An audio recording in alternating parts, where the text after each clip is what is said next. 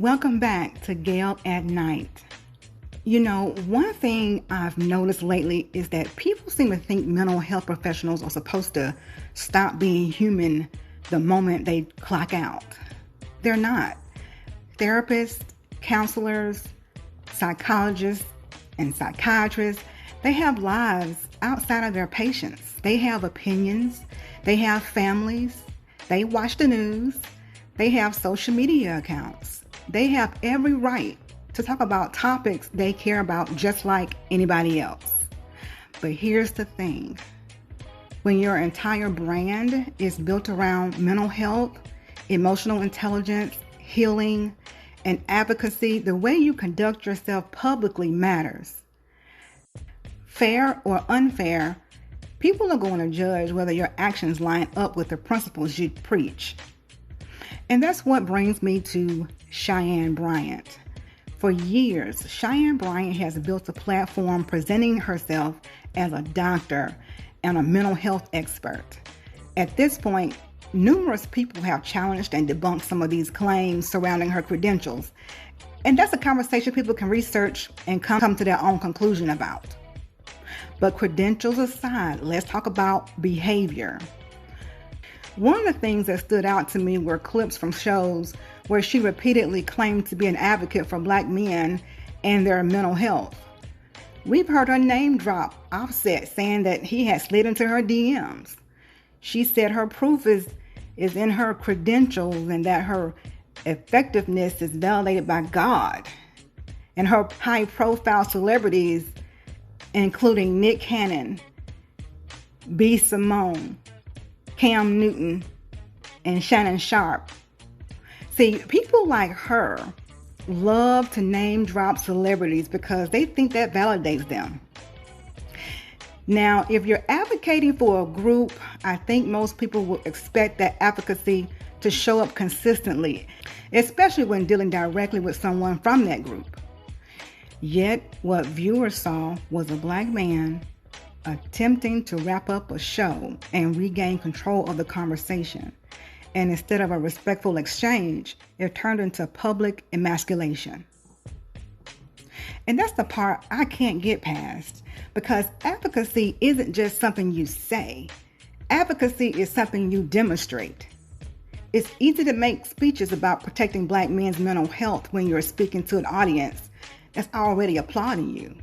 It's much harder to show that same grace, patience, and respect when you're in a disagreement with an actual Black man in real time.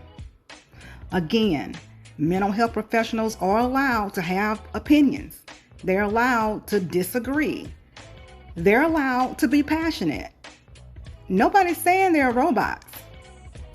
But if your brand is centered around emotional wellness, healthy communication, and supporting vulnerable populations, then people are naturally going to examine whether your public conduct reflects those values. And when it doesn't, questions are going to be asked, because the public isn't just listening to what you're teaching. They're watching how you treat people when you don't get your way. And sometimes that tells us a lot more than the credentials listed after someone's name.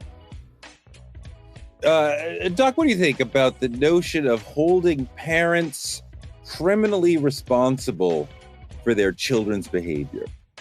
I said it earlier. I said it's circumstantial. I think that if a parent is neglecting their child of what's needed for them to be mentally stable and healthy and be in a state of mind where they can actually, operate as a citizen who isn't impaired, then I think that that parent who's providing those resources, should not be have consequence or discipline. But again, if you're neglecting your child in any manner, I think there should be consequences to a parent, no matter what, if there's neglect at the hands of a child. But y'all know how I feel. I feel gentle parenting makes for gentle a child. I think that there are rules and in their structure, and there's a thing called boundaries, and boundaries have been proven to create healthy relationships, not just between people, but for that person within themselves. And if we raise kids with no boundaries and no structure and discipline, they go out into the world and they don't understand that, and they end up being in battles, and they end up actually having a lot of issues with law enforcement. They end up being the child that's disruptive in school and class because they don't understand that the world doesn't revolve around them. There's a big world that they are able to participate in, but they cannot be the center of attention to everything. And so I'll end on saying that what I do agree with is that every child is different, and that every child may not necessarily need the same level of discipline, but every child does need structure and discipline in order for that child to grow up and be an adult who understands that this is the law of the land, this is how life works, and successful people, not just only externally, but internally, what they do carry at the nucleus of who they are is discipline and boundaries. If gentle parenting creates gentle children, sign me up. I definitely want to create more gentle adults, especially men. Hold on, Ariba, especially men. You are a gentle. God, you are a very. Hold on, guys. Hold on, guys. That's what we need in the world is more gentle men who understand. You're very gentle, and it comes at an angle that doesn't always work for people. Let's just stop and go back. Because I'm wrapping the show and you're interrupting me. First of all, this is what we spent a whole meeting on this. First of all, Teray, why don't you let me wrap the show? I'm ending the show. First of all, Teray, first of all, we're getting out of here.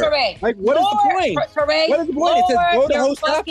When you're talking to me, lower your fucking voice when you're talking to me, because you're acting very, very gentle, very soft, and very feminine. And this is the problem. Teray, you talk to your wife like that. You don't talk to me like that. I am not your wife. You don't talk to me like that. I'm not your wife, gentle. I'm not your wife, softy. Don't talk to me like that. You talk to your wife like that, not me.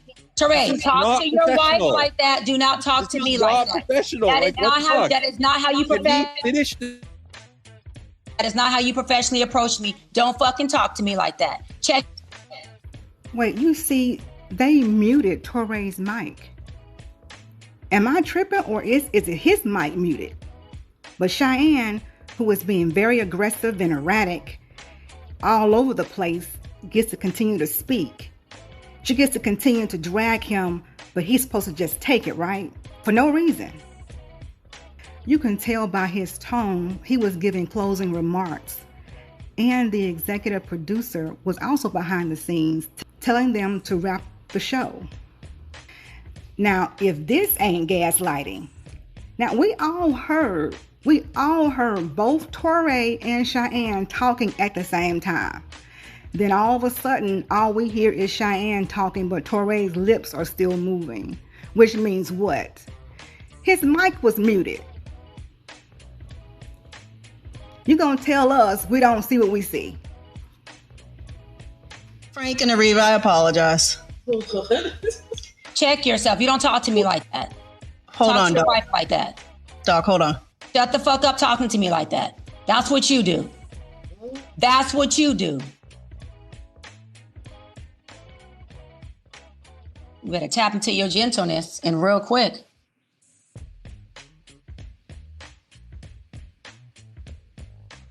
Are we ready? I've been ready. Been ready. Ariba, Frank, you guys ready? Yep. You ready to wrap this up? Yes, as I was doing. And then we'll speak off camera. Here we go. We always ask, when should a parent be held responsible for their children's behavior, whether it's at school, tantrum in Walmart, whatever? Let's flip the lens. There's a difference between the parent mourning a child lost to violence and the one silently praying because their child pulled the trigger.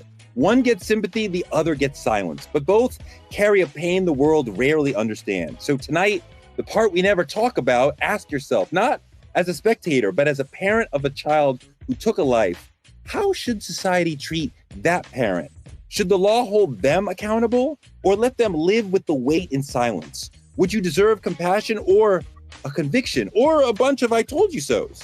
It's a tough one, but that's what we do on Truth Talks. Hit us in the comments and let us know how you feel. That's all we have for tonight. Thank you for Bring the Funk family for welcoming the Truth Tellers to the channel. This is our last week on Roland Martin Unfiltered.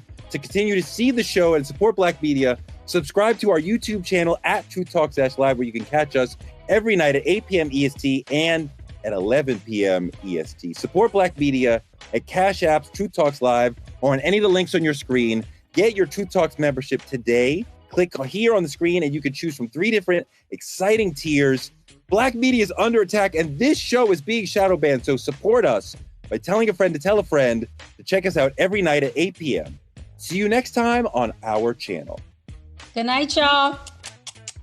Frank.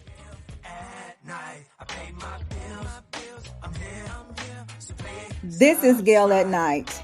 Thank you all for watching and thank you for supporting. Be sure to click the like button and subscribe, hit the notification bell, and set the bell to all.